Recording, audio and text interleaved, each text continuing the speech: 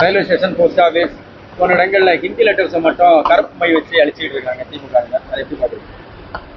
திமுகவினுடைய அழிவுக்கு இது ஒரு தொடக்கமாக இருக்கிறது.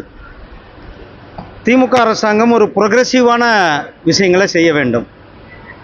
நேற்றைக்கு மேட்டுப்பாளையத்தில் ஒரு மலை கிராமத்தில் ஒருவர் இறந்து அவருடைய உடலை கொண்டு போக செல்ல முடியாத சூழ்நிலை. அவர் உடலை 5 கிலோமீட்டர் அளவுக்கு மேனுவலாக, அதாவது டோலி கட்சி கட்டி கூட்டிகிட்டு போயிருக்காங்க. என்ன ஒரு அவலமான சூழ்நிலை இன்று நிகழ்ந்து கொண்டு இருக்கிறது.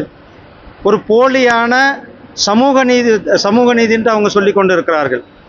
எங்கே சமூக நீதி நீக்குதுங்க? ஒரு பட்டியல் பழங்குடியினத்தை சேர்ந்தவர் இறப்பில் கூட ஒரு கண்ணியம் இல்லை. இதுதான் சமூக நீதியா? இதுதான் திராவிட மாடலா? எல்லாமே போலி.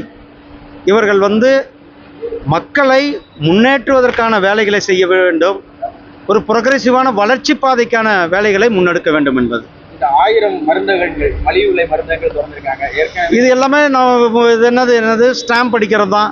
நம்முடைய பிரதமர் திரு நரேந்திர மோடிஜி அவர்கள் ஏழை எளிய மக்களுக்கு நன்மை பயக்க வேண்டும் என்பதற்காக ஏற்கனவே அவர் இந்தியா முழுவதும் மருந்து கடைகளை திறந்திருக்கிறார்.